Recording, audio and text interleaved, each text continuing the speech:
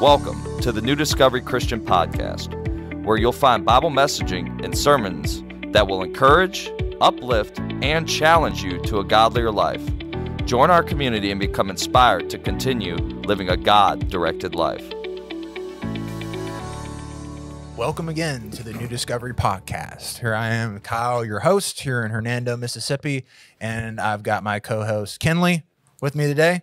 And so we're back again with another episode today of, I guess we're just going to go through the roles of everything. So the roles of a parent in your life. So the way we're going to try to go in this discussion is we're mostly going to go into our perspectives of where we are in life as young adults. And what does that look like?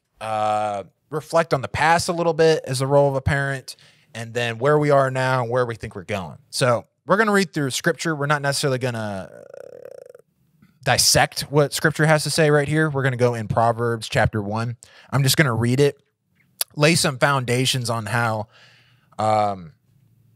this is structured, like a father talking to his son, and also talks about the teaching of the mother to the son as well. So we're just going to lay the foundations with scripture there. We're not really going to dissect it, but we want to lay that foundation, and then we're going to jump into some questions and then just bring our perspectives as Christians. And so we're going to go from there, and it'd be really similar to the role of a friend. So also, if you are watching this, we just ask that you like these videos, subscribe, and hit the bell button if you are getting something out of these videos that you're watching with us. It just reminds us we're doing a good job, we're on the right track, and it also lets other people know that are similar to you that can also get something out of these videos as well. So let's go ahead and jump in. Proverbs chapter 1. So Proverbs chapter 1 says, the Proverbs of Solomon, the son of David, king of Israel, for gaining wisdom and instruction, for understanding words of insight, for receiving instruction in prudent behavior, doing what is right and just and fair. For giving prudence to those who are simple, knowledge and discretion to the young. Let the wise listen and add to their learning, and let the discerning get guidance. For understanding proverbs and parables, the sayings of the riddles of the wise. The fear of the Lord is the beginning of knowledge, but fools despise wisdom and instruction. So here comes the central point right here, where it lays the foundation. Listen, my son, to your father's instruction, and do not forsake your mother's teaching. They are a garland to grace your head and a chain to adorn your neck. My son, if sinful men entice you, do not give in to them. If they say, come along with us, let's lie in wait for the innocent blood. Let's ambush some harmless soul. Let's swallow them alive like the grave and whole like those who go down to the pit. We will get all sorts of valuable things and fill our houses with plunder. Cast lots with us. We will all share the loot. My son, do not go along with them. Do not set foot on their paths, for their feet rush into evil, and they're swift to shed blood. How useful it is to spread a net, where every bird can see it. These men lie for wait for their own blood. They ambush only themselves. Such are the paths of all who go down after ill-gotten gain. It takes away the life of those who get it. Out in the open, wisdom calls aloud. She raises her voice in the public square. On the top of the wall, she cries out. In the city gate, she makes her speech. How long will you who are simple love your simple ways? How long will mockers delight in mockery and fools hate knowledge? Repent in my rebuke, then I will pour out my thoughts to you. I will make known to you my teachings. But since you refuse to listen when I call, and no one pays attention when I stretch out my hand, since you disregard all my advice and do not accept my rebuke, in turn will laugh when disaster strikes you. I will mock when calamity overtakes you. When calamity overtakes you like a storm, and when disaster sweeps over you like a whirlwind, and distress and trouble overwhelm you, then they will call to me, but I will not answer. They will look for me, but they will not find me, since they hated knowledge and did not choose to fear the Lord, since they would not accept my advice and spurned my rebuke. They will eat the fruit of their ways and be filled with the fruit of their schemes. For the waywardness of the simple will kill them, and the complacency of fools will destroy them. But whoever listens to me will live in safety and be at ease without fear of harm. So the only thing to kind of bring back from this is that it has to do with a father talking to his son in instruction, and also wisdom's rebuke. And wisdom is described as Lady Wisdom here. So there's a father and motherly role that's kind of going on in this. And so when it comes to wisdom, understanding, instruction, getting away from people of mockery and foolishness, And so that's coming down to the Son. So that's just the context Scripture lays for us getting into the discussion today. So the first question that we're going to go over is, what are things you are glad your parents did when you grew up? So here's the one thing I'll bring up, and I actually told a story not too long ago to my aunt, and she at least got a laugh out of it because that's my dad's sister. And it's kind of funny, and you'll be kind of amazed that it's like, I was thankful for this. Like, what the heck? But like, I remember when I was a lot younger, we went on it wasn't a road trip. I think we went out to a restaurant or something like that. And we're coming back home. And so I always remember this. I was in the back seat, playing around with my brothers, throwing spitballs and all this other stuff at each other, playing around in the back. And most of that was fine. Sometimes it wasn't fine with my dad, especially if the spitball hit the windshield. Things got a little nasty after that. But I remember this. It was the first time I ever said a curse word. And I was probably in the second grade when this ended up happening. And I said the F word, and I said it in the back. I think I remember this story. Okay. I've told it a couple different times. And I probably told it when we played Risk. Maybe. I don't remember. But I said the F word. And my dad slammed on the brakes. Like, he slammed on these brakes. Like, we went from like 70 to like 0. And like, he pulled on the side of the road. It was like, oh my gosh, everyone was like, what the heck just happened right now? And I was like, is this something that someone said? I'm like, oh, what did I say? I was like, I said it. It was me. And my dad, he turned around. I don't know if my dad practiced this or not. I swear he probably did. He took the seatbelt off. Like, I'm not kidding. He went from like steering wheel to 70 to 0 to like, it was like slow motion. This man just like takes his seatbelt off, turned around, and my dad's a big guy for context. And so he just goes in the back and he grabs me as I'm in the seatbelt with like one arm, rips me out of the seatbelt, like right into his face. And he's like, what did you just say, son? I was like, do you want me to say it again? I did not say that. There was no playing around in this moment. And so I'm standing there right in front of his face, and my dad, he's an intimidating guy. There's no doubt about this. And I'm right there in his face, and he's like, you said what I thought you said, didn't you? I was like, no. He's like, all right. He just like put me back in the seat. Didn't say a dang thing. Just goes back slowly, just buckles himself back up. And then he just turned around and he just said, when we get home, you're going to go in your room. You're going to close the door. And I'll be in there. I'm going to beat your butt with a belt. And my dad had never hit me with a belt or anything like that. I was probably grounded a couple times from seeing friends or something like that, but like never like this. My dad had never used the belt. And again, my dad is a big guy. And I was just like, oh my gosh, I'm going to die. Like, I'm actually going to die. And like, the worst part is no one talked in the car after that. Everything was silent. Ooh, no talking. There. Those are the most like awkward car rides. Like after you or your siblings get in trouble, or after like your parents get into it for like a couple minutes, and it's just like really awkward to keep talking. That's the way this is the worst. No one was talking. Mom wasn't talking to dad. Dad wasn't saying anything. It was like 30 or 40 minutes getting in the house. No one said a dang thing. Like, everyone knew like dad is in kill mode right now. And I'm the one in his target sights right now. I'm like, oh my gosh. And then we got home and I just like went to my room. I was just like walking. And then the worst part is he looked at my brother. He's like, you guys go to the game room. Kyle's going in his room alone. I'm like, oh my gosh. I literally actually think my dad's going to kill me. And I'm like in the room, like, I won't survive. Like, I won't make it after this. Bye, Mom. Yeah, I love you. This is the last moment for me. And I just started pacing around in my room. And I remember in my bunk room, we had a bunk bed well, we took the bunk bed apart, but I had the lower part, and like it had like this cubby where you open it up, and it's like the storage area, and it's small, but like I could fit in there. I remember I just like opened the cubby. I said, maybe if I just get in this cubby and close it, my dad will never find me. But then I sat in there for like 15 minutes. I'm like, no, he's going to be even more mad if I'm not in this room. He's going to beat me again. I was like, so I just like got out. I was like, you just have to accept your death, Kyle. All right. It's going to be worse. It'll be even more painful if you don't do it. So I just closed it. And how old are you? I'm probably like 6. So at 6 years old, you're like accepting your fate. Like you're like, this is it. This is. I'm not going. I'm not making it to 7. So I'm gonna die right now. And I remember I just like paced my room for like an hour. And like, if anyone knows, if you've done like your first public speech or a first presentation in school, and like that nervousness that you're in, that you may get wrecked by everyone in this classroom in a minute, and you're just gonna say something retarded.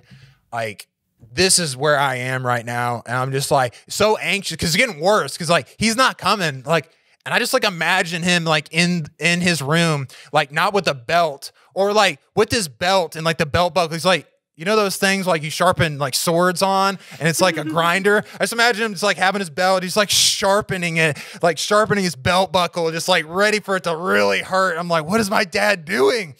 And the worst part is, he never came in my room. Like, he never came. And then like my brothers just came in there and we went to bed. But like, it was even worse because I was laying in bed. I was like, but is he actually going to come? Like, he's just going to you couldn't sleep that night. No, I was like, he's going to rip me out of bed. And he's just going to like beat me right there. Like, it's going to be like 3 a.m. He's just going to rip me out of the bed and just like beat me with the belt in front of my brothers. That's even worse. Yeah, I was just like him just coming in there right when you guys got home. It's like this suspense. Like, I wanted him to come in there and just get it over with. My parents use that tactic. And here's the thing. I always remember that. And my dad instilled such fear through that, that I always... Now, did I say a couple curse words like afterwards, after I was like 6? Yeah, there was probably a couple times in middle school. Never, ever again. Yeah, Kyle never would do that. But there was probably a couple times in middle school. But like, we're talking like, I could count them on one hand. And the reason is my dad instilled that so hardcore at that moment. He made such a big deal out of it that it always just like was in the back of my head. Like, I never was going to curse.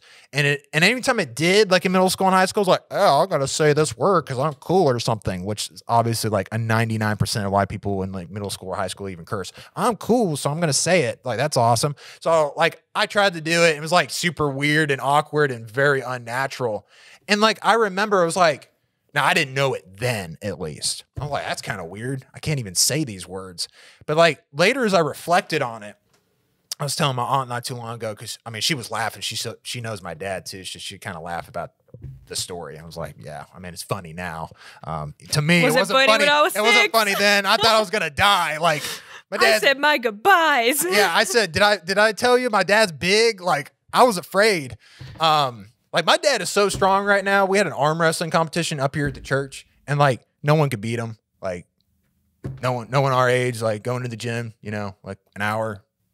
My dad is now going. So imagine what he could do with that belt. Yeah, just imagine. Like, my dad was young. My dad's in his 50s now. Like he was like 30 something, like in the prime, going to like the gym. Like, what am I doing? Like, what I signed my death note. So what did you take away from that? Yeah, so that's what I'm getting at with the story eventually. And so what I got out of it is I reflected on it, especially, you know, I do a lot of study in scripture when it comes to teachings and sermons and stuff. And I remember we're going over something when it comes to just judgment and discipline. And that's what came to my mind was, and especially when I started studying the fear of the Lord, it was like my dad instilled that fear, not because like my dad's a terrible person and he's like, he wanted to hurt me or something. My dad did that for me so that he could instill that discipline so that I wouldn't have an issue with cursing later on. And you know what? Everyone has their temptations. Like, everyone has the things that they struggle with. And that is definitely not one for me. And I can trail it back to that moment where my dad was willing to do that in that moment. And it was for me to do that. And so that's one thing that I know it sounds weird. That's the way I started off. It sounds weird. It's like, thankful for that. But it's like, that there's nothing. obedience, Yeah, there's like, nothing discipline. to slip from my mouth. It's like it's not there. It's not like capable of doing it. Yeah. And it's because of trailing it back to my dad and doing that. So I like nipped it in the bud early on. yeah, he nipped it in the butt like really early on. And I'm thankful now, not then. Now. I was afraid then. Yeah, I was afraid then. Yeah. Thankful for but it now. now. Thankful. But yeah. What about you? That's the one thing that just kind of comes to mind for me. So mine goes in a different route. A different route. Definitely. So you said you didn't really get spanked as a kid. Just I did. Oh, I did. Not The belts are not like often because okay, my mom used a spoon. So I knew. Yeah. My dad never did. He only threatened it once. That's all he needed to do. It was like, because I was going to die. See, I was that kid that like if you and I still am, if you yell at me or like raise your voice at me, I'll cry. That was enough. Like as a kid, that was enough for me. They did have to resort to spanking, I think, but that was only if like I really screwed up. And even then, like I was already curled up in a ball, crying, sobbing, weeping before it even like touched me. Like I was already, and I mean flipping out, hyperventilating. It was bad. So you did that so they wouldn't spank you. You made No, like I had like a paralyzing fear of like being like hit. Like it scared me. I don't know. I was just probably, you could yell at me and I would never do it. I thought it was just a tactic because one of my brothers used to do that. He'd be like, "Oh my gosh, oh my god, I know. Like, Mom has a spoon, don't hit me!" Like as if you're being beaten, and then you turn around and be like, "It's like we all knew it." I was just checking. No, so what I would say, what I was glad for, was that just going in a different route, not punishments or anything. They always taught me the like definition of hard work. And so just like for context, like kind of where I went with that was I never got things handed to me. Okay. Like, from the age of like 13, we've had episodes on here that we talked about our job experiences and stuff. And I just turned 18. For reference, I started working at like the age of 13. All right. Because I've never been one of those kids that got, those kids that get like allowances.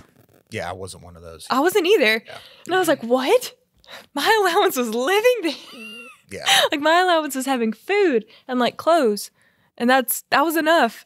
It wasn't like, my parents are good. We brought you into this world. We could take you out of this world. So don't you dare ask for money. welcome to my world.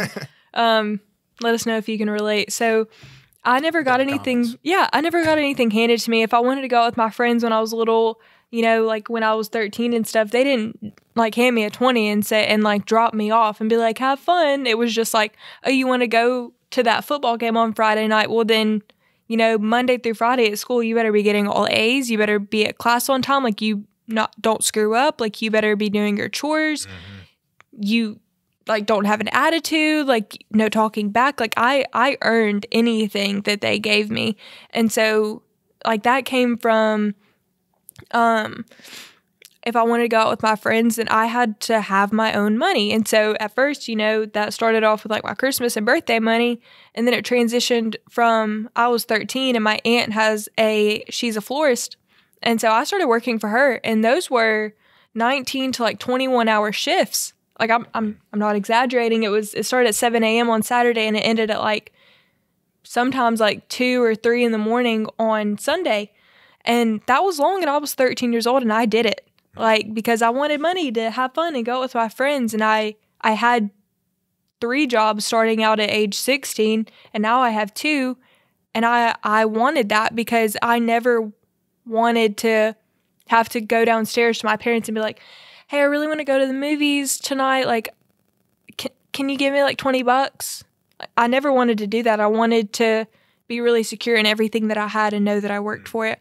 And so when it came time for like being 16 and having a car, they told me like, we'll pay for your car note, and I got you a car. And I was very grateful. I have a really nice car, and I really try and take good care of it. Although I'm not a very good driver, but it is taken care of. But I do, like, I pay for my car insurance. I pay for my gas. If I want food, like if I want to go out to eat, I pay for that. If I want new shoes, new clothes, this or that, if I want to get my hair done, something like that, if I want to go shopping, that all comes out of my pocket. If I want like groceries for myself that are like expensive, like I want something to eat, like snacks, that's up to me. And so they prepared me looking back, like, you know, I'm going to be moving out within probably like the next year or two. That like I look back on that now and I'm so grateful for it that I wasn't like coddled into, oh, as long as you're happy, we'll give you everything you want. Like we just want you to be happy. Like, no, they said that's not how the real world is. And I'm so grateful for that looking back, even though sometimes I was frustrated. Like, why can't you just like, you're my parent, like you're supposed to do this for me. Like I'm your kid. They didn't have that mentality. They had the mentality of, we love you, but it's tough love. Like we want you to succeed. And so you have to be able to do that on your own, and you have to be independent. Yeah, I got something on that when it comes to our next question.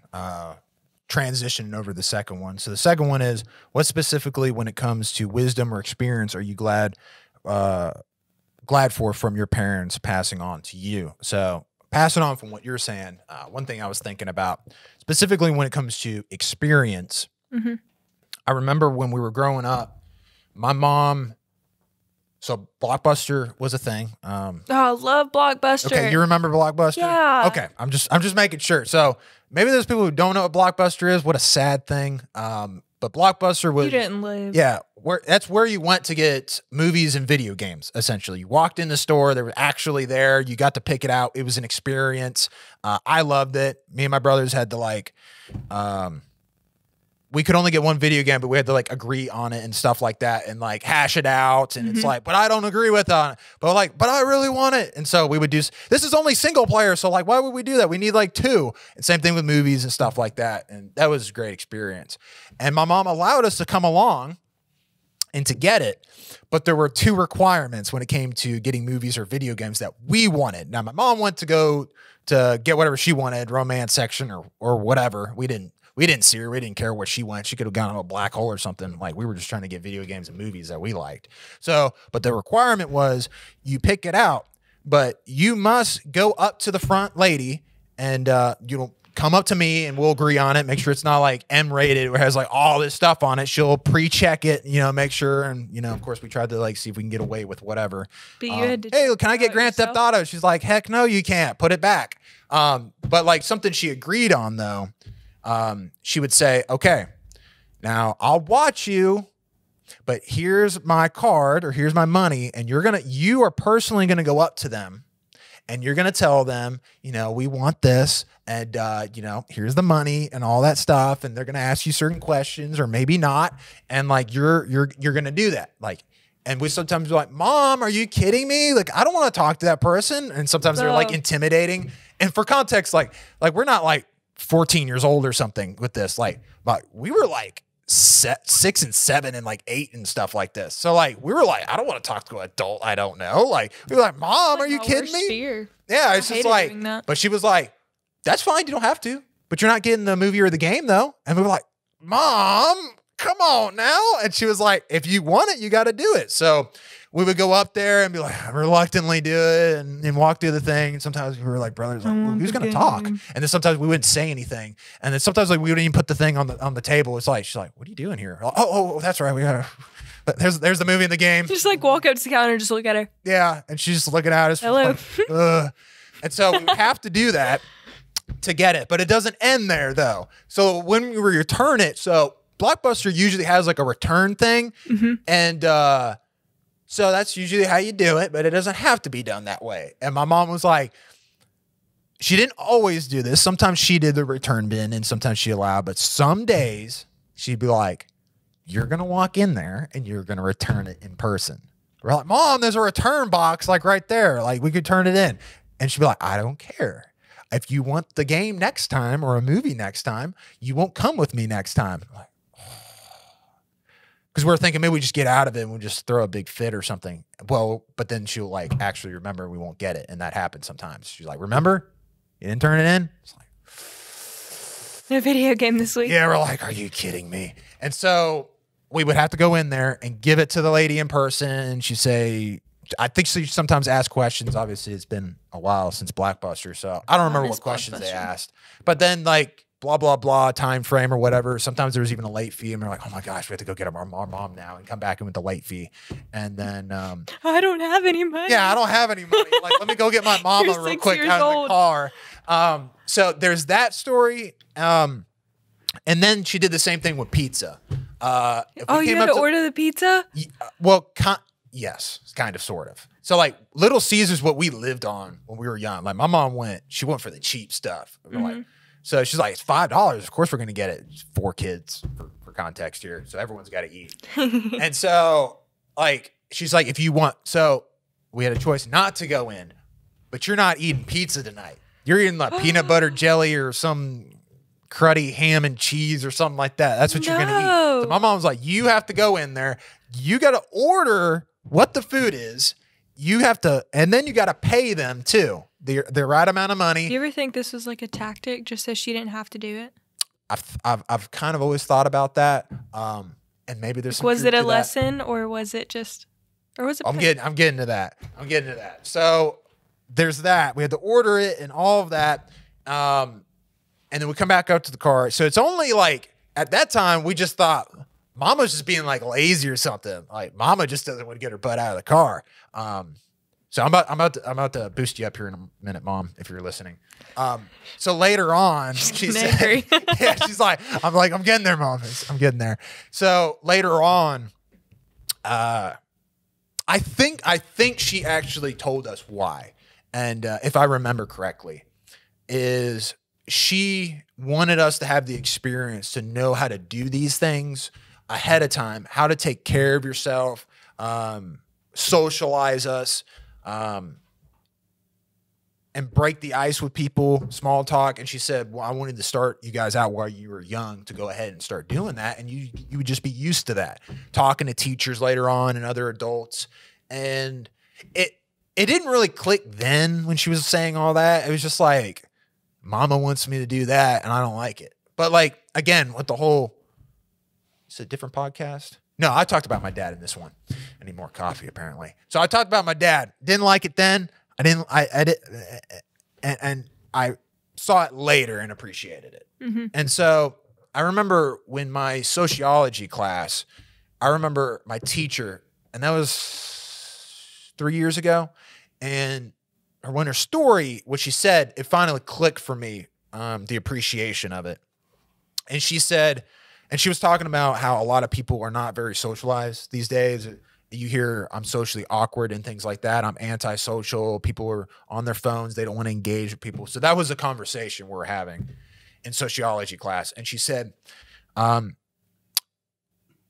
she had a story. She said, there's people that come here to my class, and for context for people, when you first go to college, you have to get with your financial aid and stuff like that and get that all resolved before you start going to classes and everything like that, because they're not going to have you go to school for free. So if you have financial aid, you have to go down to financial aid and hash that all out and make sure the money is actually going where it needs to go. So there's a specific office in the college for financial aid. And she said, if this class hadn't been paid for, like, she knows that. And like, eventually they're going to like get you out of the class if you're not done by the end of the week or something like that. There's a time period. And so she would tell them, you need to go down to financial aid. You need to talk to this lady. You need to work out in this office, all that stuff. And so that sounds simple, just go down to the office and hash that out, and you can start paying for your class and good to go. But she said, there's people that they refuse to go to the class. They refuse to go in there. And she's like, and they drop out of school. Like, they don't even go that semester. Like, they're kicked out. Like, they didn't go. Like, they don't see them again. And she even looked it up, and they're not going this semester. It's like, what the heck? Like, did something happen that I missed? And so she looks into it, and it's just, she asked financial aid, did so-and-so or so-and-so or so-and-so and so-and-so come down here? Like, no one came down here. Did you ever see him ever? No. And she says, it turns out that they just never went. And what I found out, she said, they refused to engage with another adult over anything here. They just refused. They didn't want to go because they had to talk with another adult. And I was just like trying to compute all this. And she said, you may think that that's like almost never happens. She said, that's a majority of people. when I tell them that they need to go down to financial. A majority of them never go, and a majority get kicked out of this semester of school. And that's when it dawned on me with the story with my mom, is that I've never been intimidated to do those things. So I thought it it's still weird, but extremely odd, because I was just like, why would you just like not go down there and like talk to them? But like that story kicked in with me with my mom in Blockbuster and Little Caesars.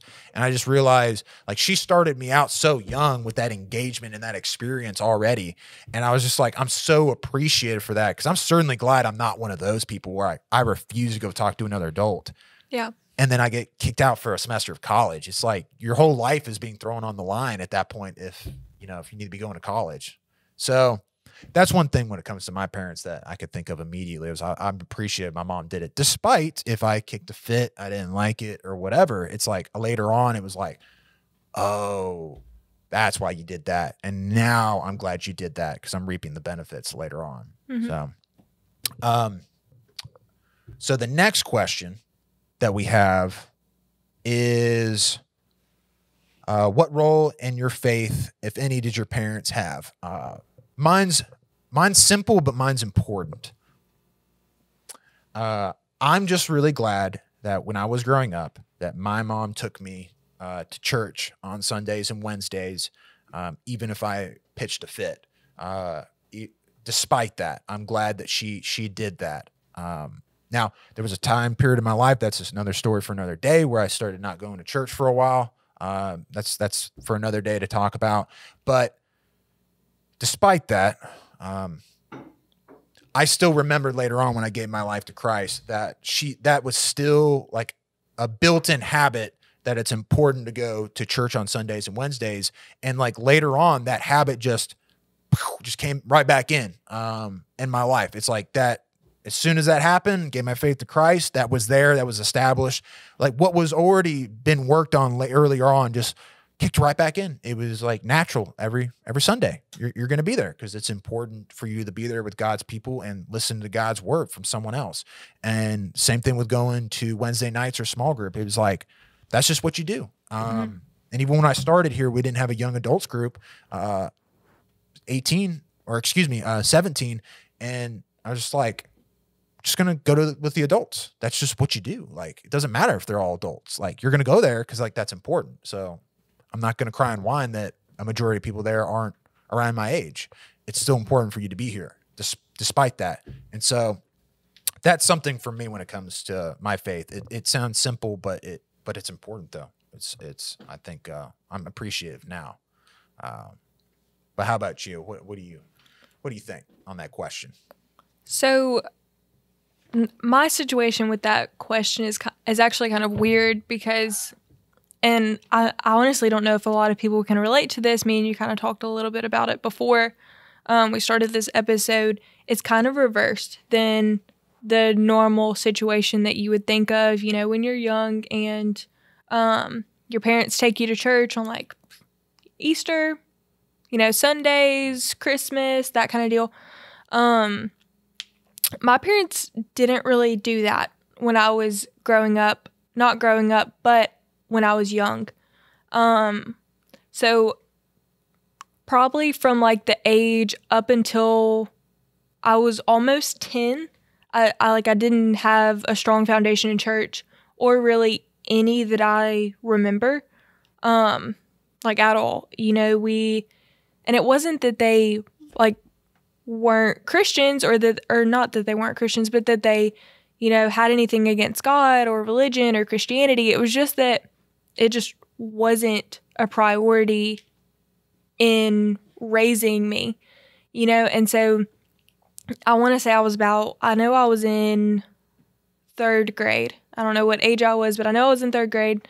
And so we were still in Hernando. I'd been in Hernando for a couple years. And so my parents' best friends, that my mom has been best friends with since high school and since before then, they invited us to their church. And so that church is Life Fellowship Church up in South Haven. I love the people there. I love that church. Always will. And so my parents actually just went to try it out for that night because they were invited by their friends. And so I went with them. I went to the ministry thing. I had so much fun. And so from that day on, I wanted to go Wednesday nights, Saturday nights, Sunday mornings, Sunday nights. I was there like 4 times a week. And I like, you know, when you're growing up and you're in like that preteen stage, what you hear from kids that they want to do is they want to play video games. They want to go out with their friends. They want to go shopping. They want to go to the mall. They want to go to the movies or, you know, whatever it is. My thing was church. And my parents like didn't have any part of that. Like from what I remember at a young age, like they didn't talk to me about it. They just gave me that freedom to do that because that's like what I felt like. That's what I was passionate about. I wasn't passionate about anything else, but I was passionate about being around people and being in church and worshiping. That was like my passion at a really young age. And they didn't have any part in that. And so it for me made my faith like so independent. Like I had my foundation for my faith and my spiritual identity was solely dependent on me choosing to follow God at a really, really young age, you know, like middle school. And so my little brother right now, I have 2 brothers. They're around the same age, but the one that I do live with, he's in 5th grade now. And so I think I was younger than him and I like dedicated my life to Christ. And so of course, like I did, you know, the normal preteen things. I was boy crazy, I was mischievous, I was rebellious, and I got it all out really young. I wasn't really a troublemaker in like high school, all throughout my high school years. But from then, like probably up until I was, I think going into high school, that was the only thing that like I asked my parents to do besides like kind of go out with my friends like every once in a while and stuff. I wanted to go to church, like, because I didn't drive yet. So that was what I asked my parents to do. And that was like probably the most fights that we ever got in was because like, I was like, I'm going to be late for church. Like I have to go. Like we're going to be late. And that was like my most like prominent memories from my childhood was me being there at church and me forming those relationships on my own. And I think it made my faith a lot stronger because I had the independence to do that myself. And so then actually it flipped when I went into high school as a freshman. I was around 15 years old and, you know, I fell off of my path. I'm not proud of that, but I'm going to be honest about it. It happens to, I want to say, a lot of Christians. You know, at some point you do stumble. We're human, okay? And going into high school, that was my time where I really did distance myself from church because I wanted to do other things. It wasn't that I didn't love God anymore, but it was that I was burnt out. Because from such a young age, I was like just always there, always pouring myself out. And that was just what after so many years, from 3rd grade to 9th grade, 6 years, that's kind of just what I felt like I was supposed to be doing. It was my habit. And so I noticed that every time I was there, it wasn't because I was getting anything out of it. I wasn't growing in my relationship with God. It was because I was kind of just, that's what I'd always done.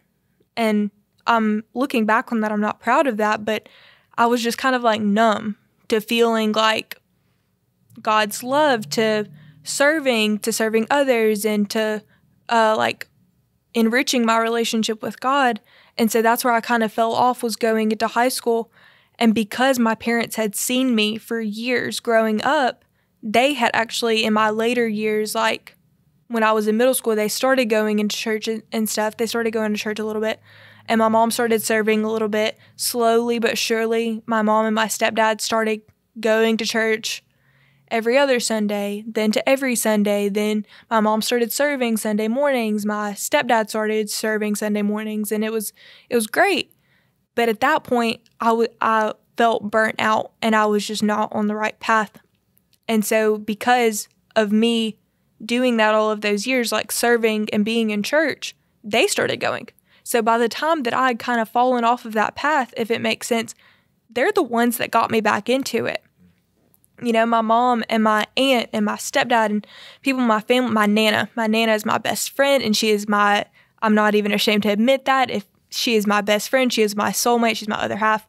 she and my mom and my aunt and my stepdad, they pushed me to say, you were built for something so much more than you could even imagine, and you have such a great purpose in your life, and you need to take advantage of that, and you need to find whatever that purpose is, and you need to do what you were called to do. And so because I had set that foundation for myself, and I had given almost that example at a really young age to them of being a Christian and being involved in church, they started going to church. My aunt and uncle and my little cousins, my mom and my stepdad and my little brother, my Nana, like I would see them in church and they would be with me after I'd started going for so many years. And so they helped get me back on the right track going into high school because they had seen me at my best times when I was like really doing, like giving my entire life to glorify God. And so that is such a big part of my faith now, was my foundation and how my family plays into that. It's really good because everyone has a different context when it comes to that question right there. And there's a lot more involved in the particulars of that relationship with your parents. And it doesn't always just work out in a simplistic formula. It just goes this way. Your parents, they get you involved in this and that, and everyone was perfect to begin with. Because there's things that I segmented out of what I said, because there's similar things to like what you're saying. If I told the whole story, but I'm glad you said what you said, because that's the reality of things. There's more going on in that situation, in that relationship, and that faith. When it comes to you and your faith, and also the parents, there's more to the story than usually meets the eye, I think, sometimes. So that's good. I think everyone else think they can empathize with that, I think, and sympathize. Our last question is, what kind of role do you find yourself, your parents, in for you as you get older and older now compared to when you were younger? And is that similar or is it different? So it's the last question. I feel like we have two different stances on this, because I feel like you've already gone through it. Like, because you live on your own now, you support yourself in every way, like you're an adult. And so I'm slowly getting out of that stage. Like, I'm just now going through it. I'm not like through it yet. Yeah, so I think that's the good thing, because you're emerging into this where I've had a bit more time in how this has evolved. Old. Yeah, as far as just getting old, it is what it is. But there's a good thing to it, though. There's a good part to it, and that I really like, that I'll get to. And the experience that I could think of is, I think that role, like what I just talked about with my parents and what they had given to me early on, that experience and also that discipline from my parents, that's a role that you play as a parent. Your role is not to be a friend to your kids. Your role is to be the parent, that you will only have two parents in your life, and that's it. You don't get any more. So, and I say that because some parents just want to be their friends, their buddies. And I'll get to that here in a minute. There's a time and place for all things. But that's not when you're growing up. That's not until you finally start to become a young adult. And because they're always going to have a bunch of friends. They always will for the rest of their life. But you need parents. So as I reflect on it, first of all, I'm glad that my parents decided to be parents. They decided to discipline me. They decided that you need to learn certain things. They decided to have boundaries, that we're the parents, we're not your friends. We're not just here to only just have a good time with you and tell you what you want to hear. And not that that's what friends are all about, but like they never played into that in any means. And I'm glad that they were like, we're parents and we're going to be here. And that's what it's going to be. And I shared a couple examples that I think I've reaped the fruit from that. And there's other examples as well. So that would be the example of my parents being my parents through most of my time period under their household. So there was other things too that my parents had done to try to prepare me. I know one thing was, this may go into the first question just a bit, but for some reason it comes to my mind with this question. But like another one too is my mom. I'll leave it out. That's more of the first question. I'll start dingling around a little bit with that. But here's the difference that I really saw when I especially when I started going to college and was getting a job and that was happening. The first thing that happened with me was there was a lot of arguments and conflicts over my parents still wanting to hold on to them being a parent, and they still wanted to be that area of discipline, that area of, I tell you, this is the, being a parent, like I want to pass on this experience and this wisdom, and I'm the role of that discipline. And wanting to hold on to that. And then for me, it's like, no. Like I'm going to college. Like I've got a job. Like I'm intern at the church. I'm starting to do that kind of stuff. Like I don't need that any push longer. And pull of like authority. And you have that, you now control that in a sense, like you're independent. Like I need to start to have that. I have to, because like, I'm not always going to be under your roof and under your household.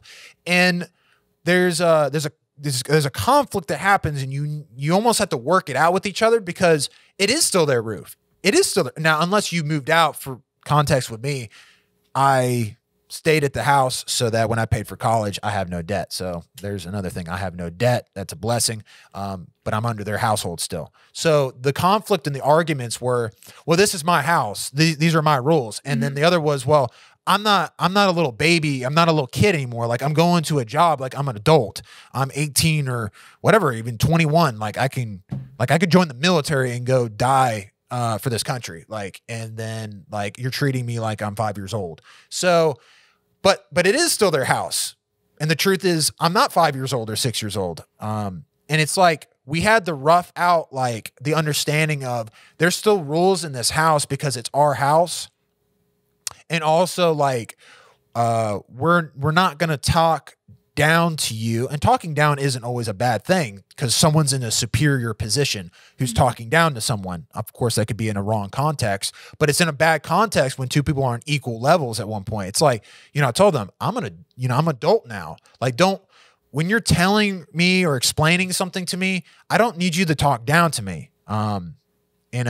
I want you to talk to me on an equal level. I think I deserve that. So that was one thing I had to work out with my parents, that wasn't a living under the roof thing.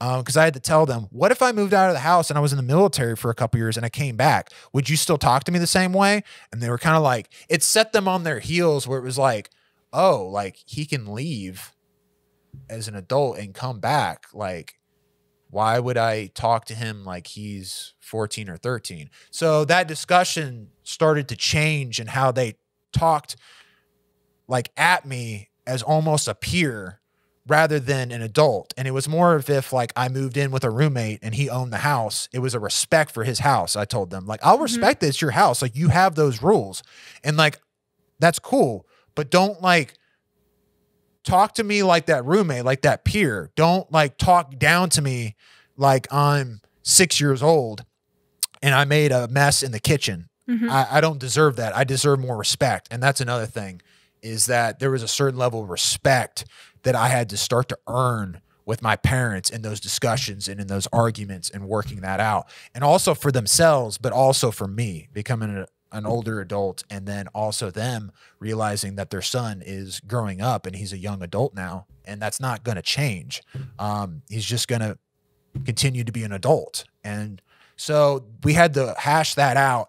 And so that was obviously more of a few years ago, and that has changed to another degree, where especially when I got done with college, when I got hired here at the church, and I ended up moving out, graduating with my bachelor's, those things, there was another shift then for me. Was it was still evolving and changing from what I just mentioned earlier, but very rapidly in all those things was I talk to my parents more as like a peer. There's a recognition that they've been my parent in the past and that they are my parent, but like we talk to each other more like friends and peers. You can be more open. Yeah, there's more openness. Now they won't be like a best friend because they're still my parent. There's still that prior relationship still there, but it's like a pseudo friend. That's the best way I can put it. It's not fully a friend, but it's like a pseudo friend. is where I am with my parents. And I think that's just what it's really going to be for the rest of my life. Because my parents come to me and they'll ask my advice and my counsel on very big issues, about my other siblings or about relationships with their jobs and stuff like that. And, you know, you don't really ask your son or your young kid counsel or advice on things, but you do that with a peer though. So it started to evolve more in that area, is where it's like the respect is growing that they have for you to where they want your opinion on those things. And there's that. And they may seek my help even in financial things. Like my parents have asked me for help with money that they've needed when it comes to bills and stuff like that. You know, there was a part of humility hugely on them, that you're asking your son for financial assistance when, like, you're the parent. And it's like, but it got to that point where, because it was like a pseudo friend, it was like, why can't I ask? Now, it was very humbling for them to ask. I remember my dad asked for financial help, and it wasn't like, oh, $20. We're talking like some people, like half their paychecks to their paycheck. Like, so we're talking significant money here. And I remember for me too, it was like, obviously I had to like coordinate that in my mind. It's like, my parents asking me for money. There's been a dramatic shift here. Yeah, there's a dramatic shift here. And I remember I've got like 3 cars right now for context, and I'm driving one, but I got another one, and my dad's truck just went out. Like, and I had my other car. So I have multiple cars, and like one of them works fine. And I got a new one. It was a better car than I have right now. That's outside the Explorer. I got another one that's better, than a Honda Accord. And so my dad's car went out, and he was like, can I just borrow your vehicle to get to work tonight? And just thinking like a temporary thing. I said, Dad, that's fine. Like, and he was more like, dang, my son bought a better car than he has right now, and I'm the one who's going to drive it, and I paid for all these out of pocket, lots of money. And, he's like, well, I had to drive this one. And I'm like, Dad, it's fine. It's fine. Like, I have no problem with you. And so my dad has been driving that car for more than a year now. And that's okay with me. We worked that out. And I told my dad, I understand the truck is not working. There's been some other family issues that I won't go into right now, some other problems going on, and he really needed to have that car to use. And, I was like, Dad, and I finally said, I was like, you took care of me for so many years, and you know what? In the end, a lot of parents leave. Lots of parents end up leaving their kids, and you never left, and you were always there. Like, you always, in the end, as a parent, we could talk about a whole bunch of other different stuff that we could hash out from my past with us. But in the end, you never left. You were there. You provided food on the table, and you took care of us. And you know what? I was like, in some way, I'll do that now for you. It's almost like it kind of reversed to a certain degree. And like, I'm willing to do that. It's like, I'm going to help you out, Dad. And I've been doing that for quite a while now. And obviously other things, financial and some other things like that, and some advice. But I think that's the thing, and that won't change too. I mean, my parents are going to get much older, and it dawns on me too that they will maybe have to be taken care of even further ways as they get older. And it's like, you know what? It's almost like the roles are reversing. As I'm getting older, I'm turning into the role that they had to a certain degree, and that their role is more diminishing from where they were at a certain point. And so I don't know.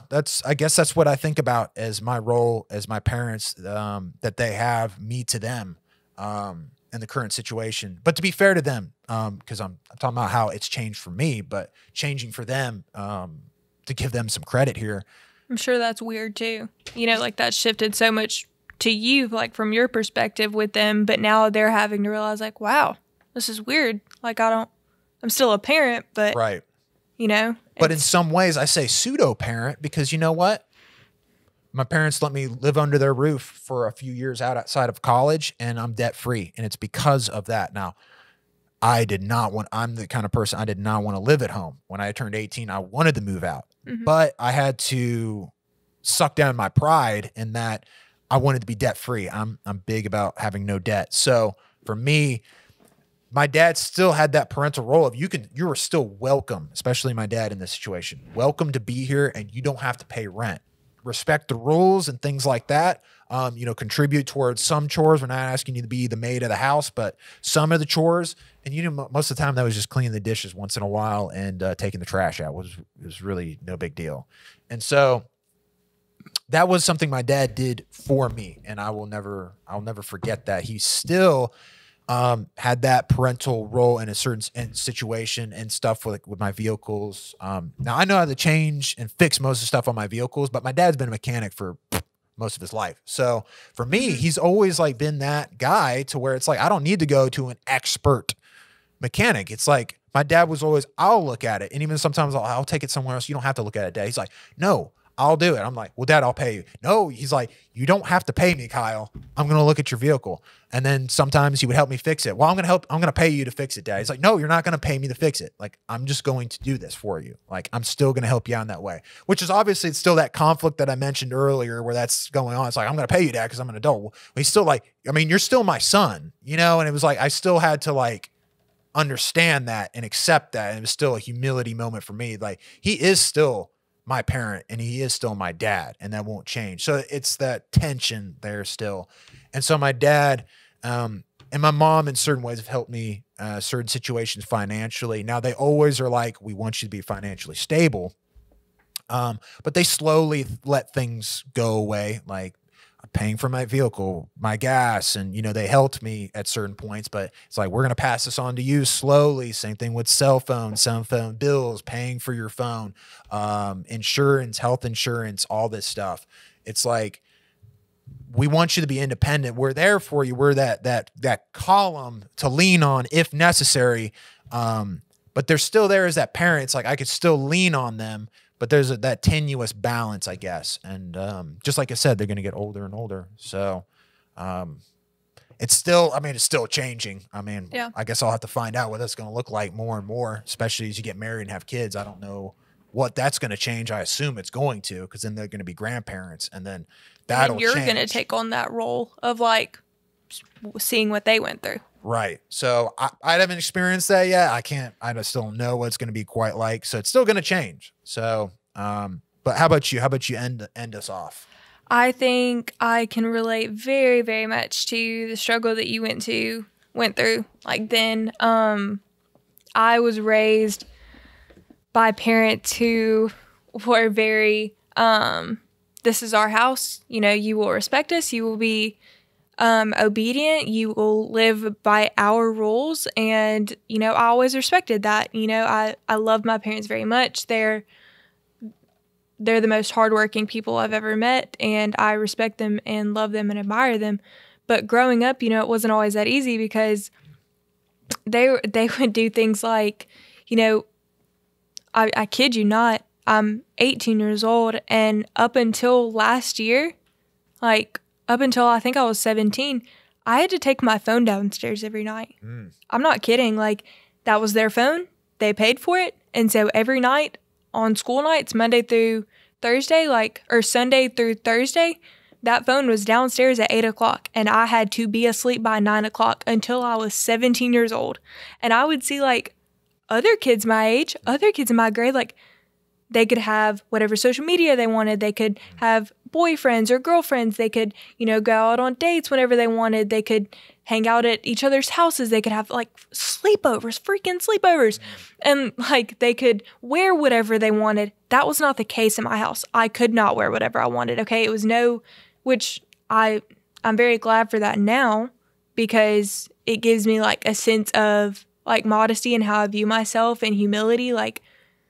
I value that, I don't desire that attention. I feel like some girls do growing up almost, if that makes sense. And I'm not shaming anybody. No one come for me. I feel like that could be taken out of context. Don't. So I was just that's how my mom was.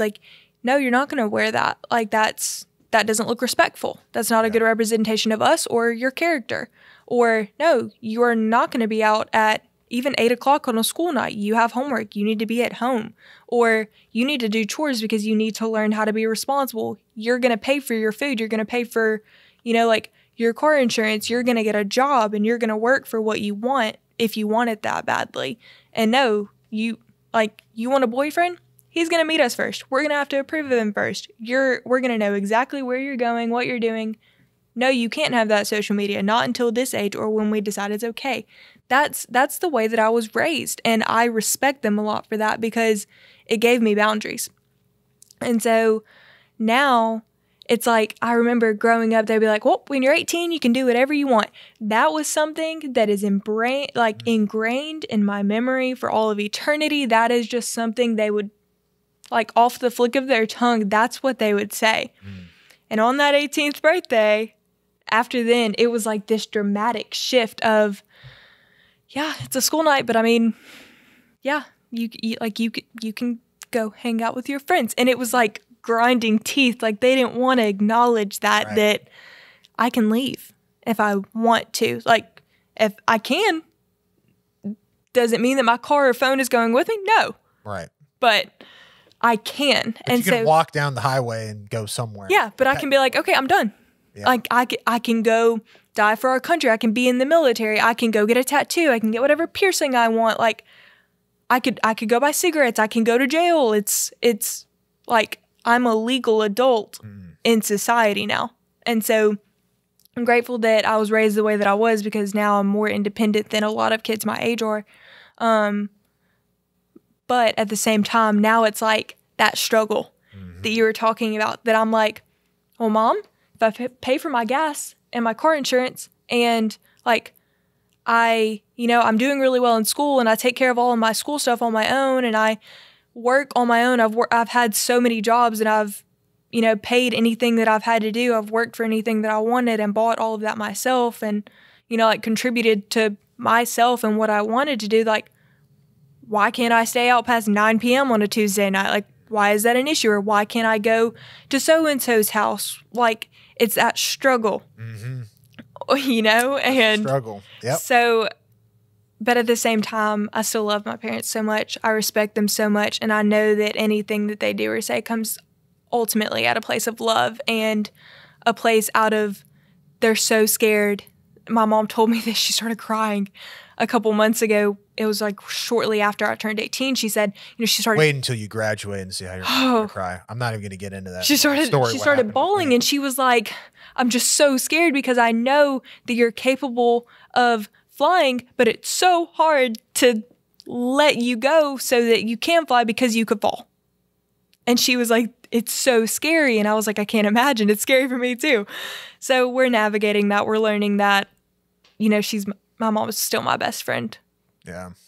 But so that's where I'm at now. I know no matter what happens, like I'll still be grateful for that. But I am grateful for the way that I was raised because it taught me a lot now. Yeah. And it won't end. It won't end. It's just the beginning. That's what I'm finding out. It's just the beginning. So we're going to end it off, I think, right there. I think that was really good discussion, getting out the role of a parent. I think we got a lot more out than I thought when it comes to the role of that parent within your life, from the past, the present, right now. But also, it's not done. I don't know what it's going to evolve into. I hope it's going to evolve into something good. I guess we'll find out, if it evolves into something good. But I guess there's good and bad things to different seasons of life. So I guess I'll look forward to that. So thank you for joining in today. And if there's anything you had down in the comments of how your relationship has evolved in good, bad ways, different perspectives, definitely like to hear about that.